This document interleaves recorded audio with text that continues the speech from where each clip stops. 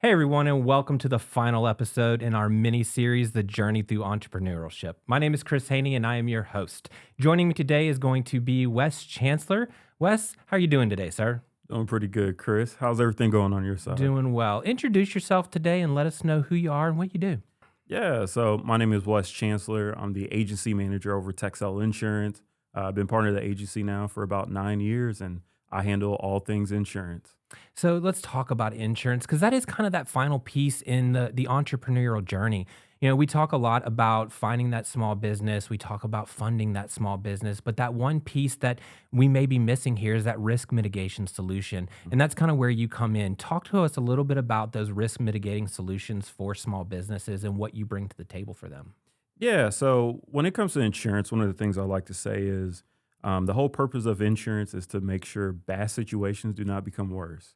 And especially when it's pertaining to your livelihood, which is your business that you're starting, you want to make sure that you have the right insurance in place just in case something terrible were to happen, or you may be sued for something, that you have the right coverage and you have that safety net for your business. So is it a one size fits all type of thing for insurance for small business owners, or is there customizable catering kind of policies and plans that you offer? Yeah, so it depends on what type of policy you get. I would like to say, especially as a small business owner, if you're going to like a brick and mortar type of situation, then you definitely want more of like a business owner policy. So if you're going in that way, it's definitely going to be more customizable to what you have for your business. Okay. So you started talking about different types of policies. Let's do this. Just break down for me just a few of the type of policies and things that small business owners need as far as insurance goes when they go to open their company. So yeah, Chris, there's few different types of insurance when we're looking at commercial insurance. You have the general liability, which is the most basic. When we look at general liability, that's going to be more so for if you're starting a small business, whether it's lawn care, contracting, any type of customer interaction type of business, then you want general liability. So that covers you if the customer comes back and saying, "Hey, you destroyed my property.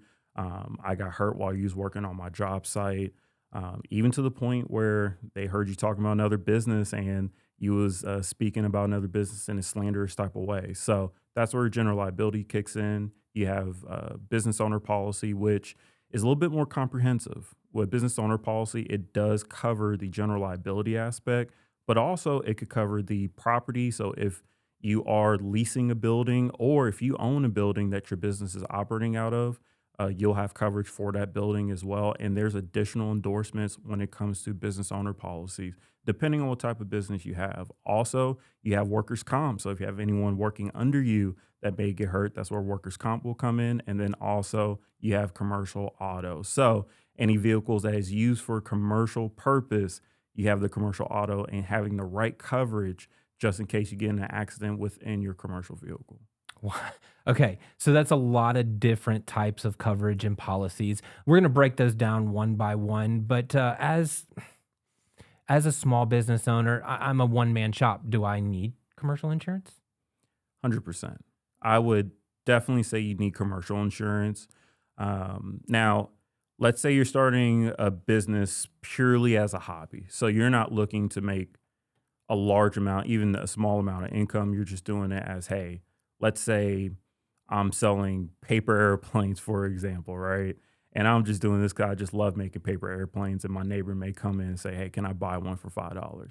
That's fine. But if you want to actually start a business, a small business, and you want to scale it, I'd 100% say you need commercial insurance. Well, what if I just sell barrettes on Etsy? I make cute little butterfly barrettes for people and I sell them. I may make 50 bucks a month on my barrette sales. Do I need business insurance for that? Commercial insurance? So let me put it like this, Chris.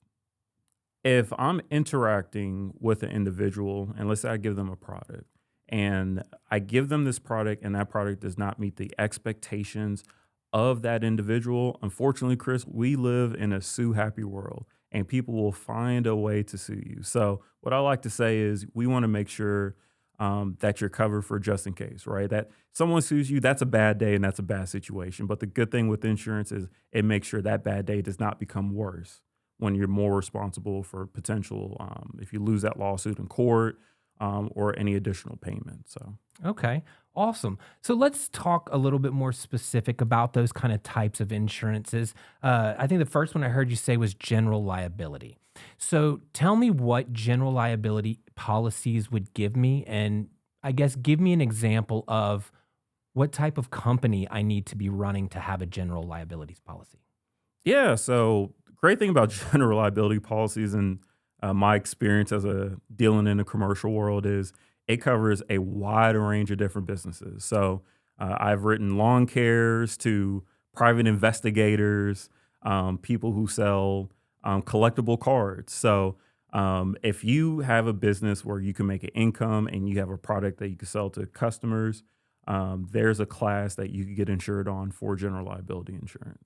Okay, and then you said there was another type, business Business owner policy. business owner policy. So Yeah. what's different in a business owner policy than like a general liability policy? Yeah, so the big difference is when we look at the general liability policy, it covers you against third party claims, but there is not mention of what you would have coverage over your own business in terms of, let's say you have your own building, you have your products. That's where a business owner policy comes in. Also, with a business owner policy, that's where it gets into specifics. So, the different types of liability, right? So, Okay. we have a general liability, which is an umbrella over your business, but there are some specific liabilities that would be included when we're talking about business owner policy. For example, let's say you're a doctor, right? You may be sued because there was some malpractice. That's errors and omission insurance.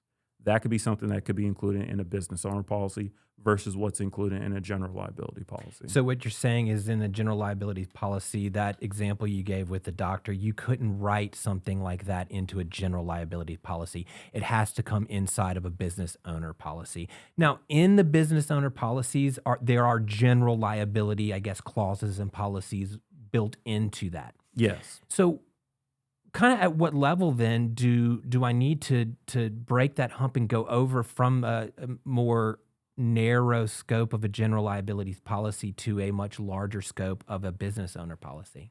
That's a great question, and it will depend on your business and the vision you have for your business, right? And what is the starting point? So, good example I could give you is I just wrote a policy where an individual wanted to open up a card shop, and with that card shop opening up, a business owner policy fit the need for that specific business owner because it gave him the general liability coverage, but also the coverage for his in-store products. So his inventory was taken care of. Also, the building was taken care of that he was leasing out. And most importantly, loss of income was covered when we look at Okay, the business owner policy. I see. So it's going to be quite a bit, I guess, more comprehensive. So if I just cut grass for a living, and let's say it was just me and maybe my 18-year-old son, or maybe I had two or three people and we all cut grass together. I say I own it because I purchased all the equipment and we kind of share the profits from our grass cutting each week. It's like a 50-50-50-50 type of thing, right? Do I need business owner policy for that or just general liabilities? That would definitely be a conversation that we would have, depending on what the needs are. Those are a lot of 50s. But what we're looking at the general liability side, when we're looking at the lawn care business as a whole, if it's a little bit of a smaller operation, we would definitely start with the general liability insurance. My biggest thing when it comes to insurance, Chris, is this. If you're starting a business and you have the vision to scale, it's really, really important not just to look at where you're starting at, but where you're going to end up being.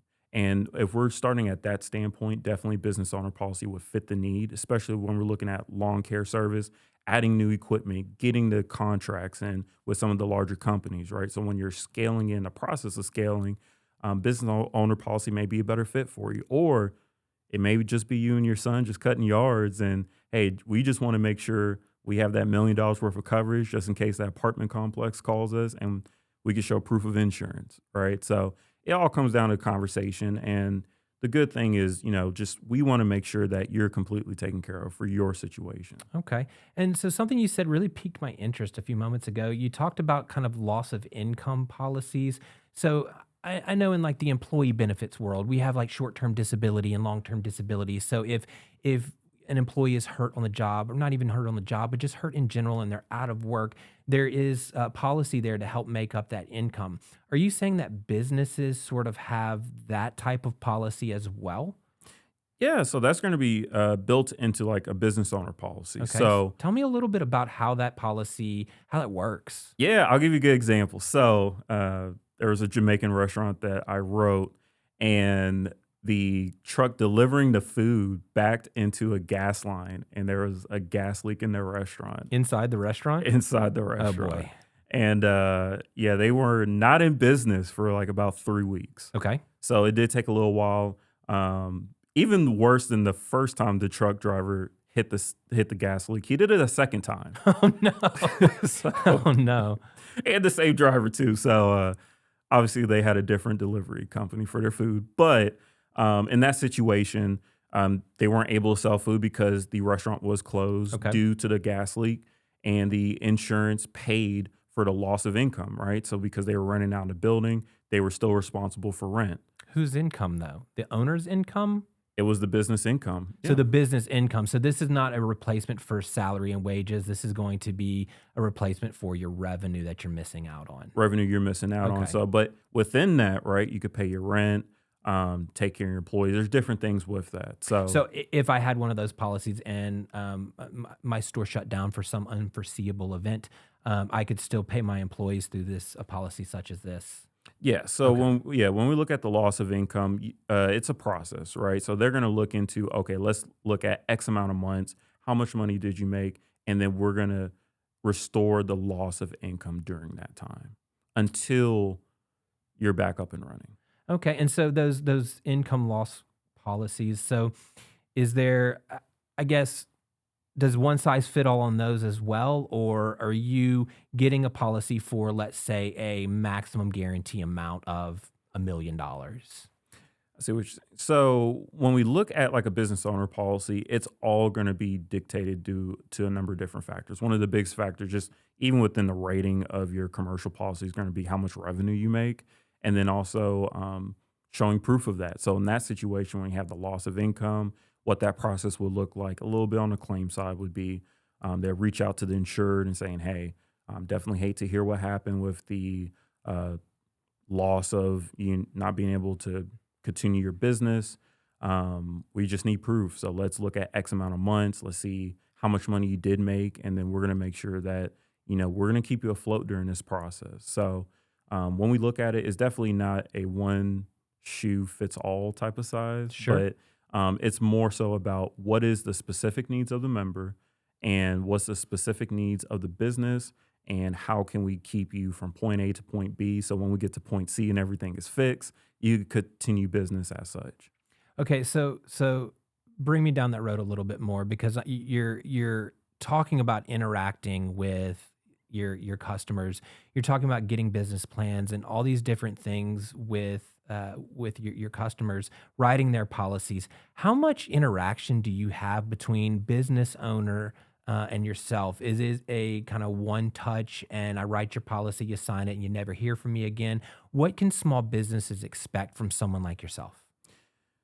So a big thing I like to say, and this is just in general, when we look at commercial insurance, obviously prices are always going to be a factor, especially if you're starting off as a small business, because you're pretty crunchy, probably bootstrapping at the It's tough beginning. out there. But I definitely do believe you want an agent that will scale with you, and you want an agent that will walk with you on your path of scaling and reaching your dreams. So for me, I can only speak for myself as an agent. That's what I strive to do. So touch points look different depending on the business. If you're a large credit union and you have a lot of moving parts, that may be potentially a once a month touch point. Making sure, hey, do we have the same employees driving vehicles, or do we have the same employees or managers in place, or do we have the same executive team in place? So that touch point's once a month. Some businesses, if they're definitely on the smaller side, that touch point may be once a quarter. So I'm reaching out saying, hey, how are you doing? Are you doing good? What do you need from us? Are you adding employees? So it's definitely not going to be a situation where we just write a policy and then we just forget about you until renewal. there's going to be touch points just set up throughout the journey just to make sure that you're always set up for success on the commercial insurance side. Awesome. And not to like, talk bad about any other commercial insurance company or things like that, but do you feel like that sets you off from other insurance providers? That level of service that you give, do you find that it's not common in the commercial industry, that level of service? I know for us, I can't directly answer that because I don't know the inner operations of different insurance agencies, but I always want to put myself in the shoes of our clientele base. And if I started a business and if there's an area that I'm leaning on an expert in, I would like to partner up with someone that could connect with my vision. And when they're connecting with my vision, they're going to be invested in it to the point to where not only they would want to see me succeed, but they'll be the expert that I'm looking for. So, and that's the thing for our clients. I want to make sure that they know that we're invested in them as much as they are, almost as they are within their own business. So, one of the big things that I always want to make sure is that customer service experience is always a constant, and they always feel that we have their back, not just for them to buy a policy from us, but we're there from when you start that business all the way to the point of scaling and you have multiple locations. Okay. So, you know, you kind of were talking about bringing those small businesses kind of through and scaling them and being with them. And you said you have personally, you want a touch point of about once every 30 days. Why is it important to have that 30-day touch point with your small businesses? So, on a larger scale, it's extremely important to have consistent touch points because it's just different liabilities. Well, And you asked a question. You were like, "Hey, small business owner, just checking in with you. Didn't know if you added any new cars to the fleet or if you added new drivers. Mhm. Why? Why is that important? Why do I have to tell my insurance agent when I add a new driver into my fleet?" So, number one, accidents do happen, and Okay. and accidents happen on a consistent basis, whether people want to acknowledge that or not. One of the things that I always want to make sure that there's a consistent coverage, and when it comes to the commercial insurance space, we want to make sure as an agency that you're taken care of, and we want to make sure, hey, we don't want you paying for people who you've let go in the past and they have a terrible driving record and they're driving up your rates, right? We're going to be here to make sure you have the right coverage at the right time all the time. So, Got it. I see. So Larry, who used to get into multiple wrecks every couple months and had to let go, if I keep him on my car insurance policy, it's gonna drive my rates up. So get him off. yeah, Okay. we got to get Larry off of that. Now, do you suggest, or when you write a new policy and you start that relationship with that small business owner, do you set the expectation with them? Hey, I want to be your touch point every 90 days. I want a phone call with you. We're going to have a review once a year to just go over your policy. Do you renew these policies every year? Yes. Okay. So, yeah, when renewal comes around, the great thing about our agency is we have a multitude of carriers that we could look through. And we are always looking at, hey, can we give you the best coverages with the best price? Okay. So we want to always make sure that we're there. But expectation in terms of touch points and what the renewal process looks like is definitely established upfront at the time of the sale of the policy. Okay. So, in your opinion, if I just had a hobby, let's say just a hobbyist, and that's it, I don't really invest too much in this. Um, but I come contact you and I'm like, hey, I do this hobby. Um, what type of insurance or do I even need insurance? Would you suggest that I get a general liabilities policy? Yeah, we'll definitely talk it through. Sometimes people don't even realize because a hobby is something that could be a passion for you that you really like doing. And people sometimes don't become conscious on how much money they really make for a hobby or Well, let the me ask potential. this. What is that delineation? Where do you Mhm. cross the line, I guess, to the government between a hobby and an actual business? So I would propose if theoretically I'm talking with someone and they just call and just ask for my general advice. Um, one of the things I would ask that individual would definitely come down to like, okay, how much money are you making from an annual basis? How much money are you making? And is this hobby something that down the road you could see this turning into a business? That would be the question I would ask that individual. And that's really a line that only they would know, right? There are some people I know that have some amazing hobbies, right? And they are making a significant amount of money, right? To the point to where you definitely need insurance because of the liability exposure you have right now, especially dealing with customers. And that's another thing as well when we're looking at the difference between a hobby and a business.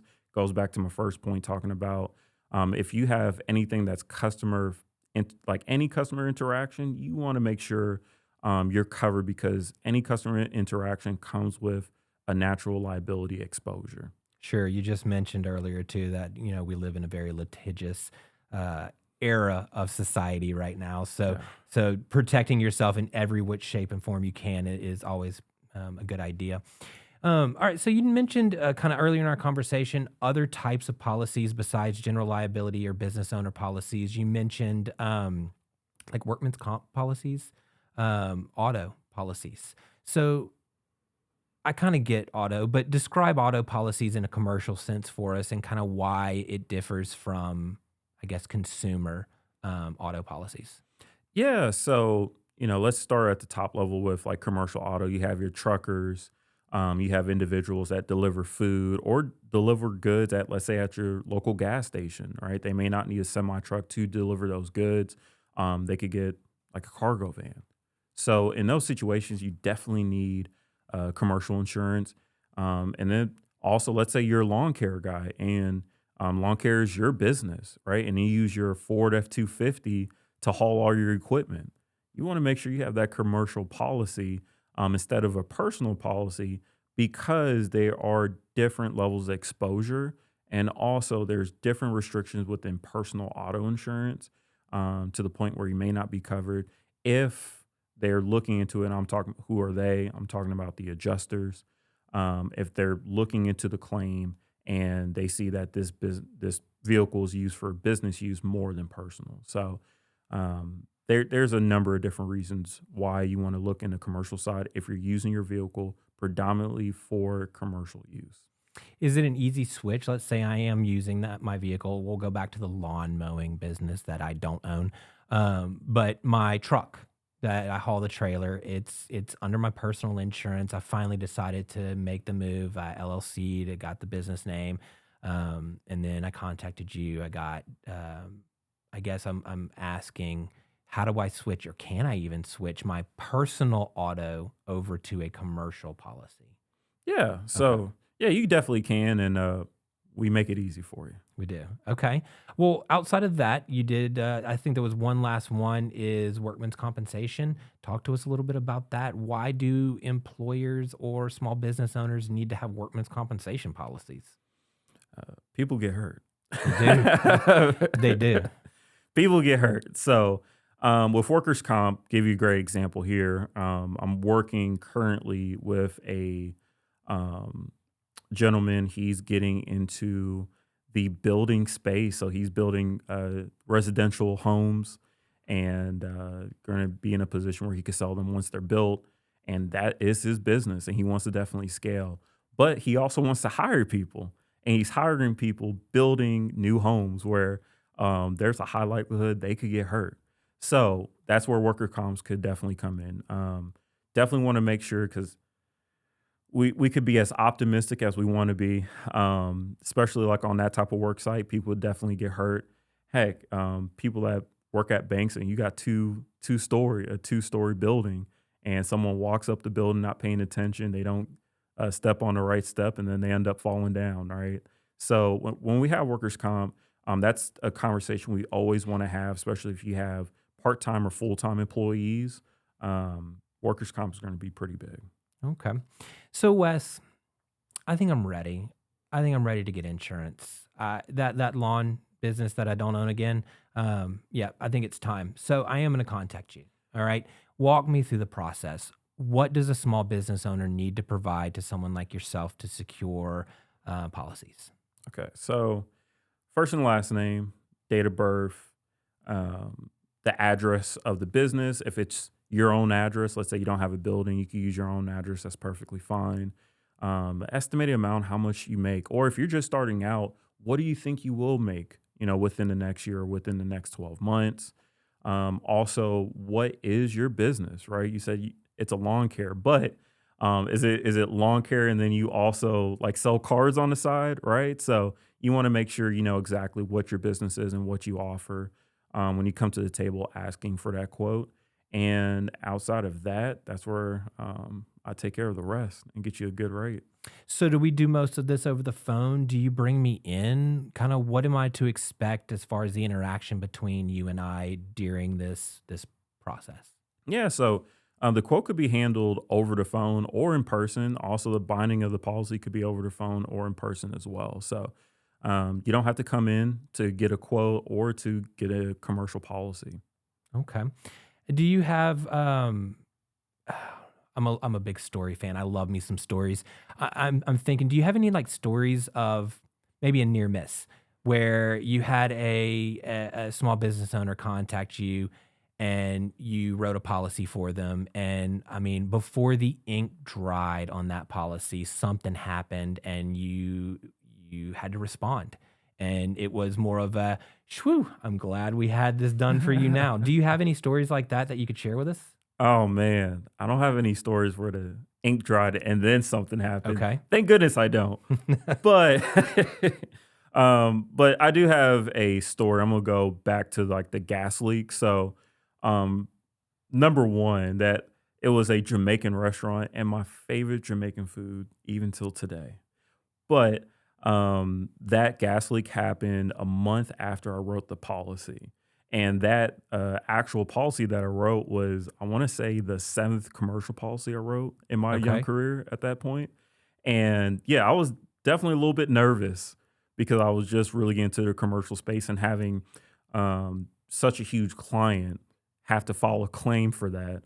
Um, yeah, it made me a little nervous, but it was really good because I found out more about the claim side, right? What customers can expect from the companies and them even thanking me, saying, "Man, I'm really grateful that you took the time, gave us the right endorsements." One of the things that we were talking about with that policy was the loss of income, Mhm. right? And why is that's important, and some of the other endorsements associated with it. So, all in all, just for their experience, it really saved their business. Let me ask you, do you know if they had a policy prior to yours? No, so they did not have a policy because they just moved into that space. Okay, so this was a very big. I am so glad we did this because if we didn't do this, then it would have caused their business quite a bit of pain. Mhm. Okay, excellent. So, are you choosing these policies, or the business owner choosing the policy? Kind of who makes that recommendation, or do you make the recommendation? Hey, business owner, I think we need to have a policy at this level. Yeah, so we go through a number of different carriers, and what I do, because if they're coming to me, they're expecting an expertise, especially on the commercial side. I'm going to provide a list of options. Hey, these are our, let's say, top three carriers. These are the differences between them. Here are the different endorsements. Here are the different coverages, and here are the different price points. Right.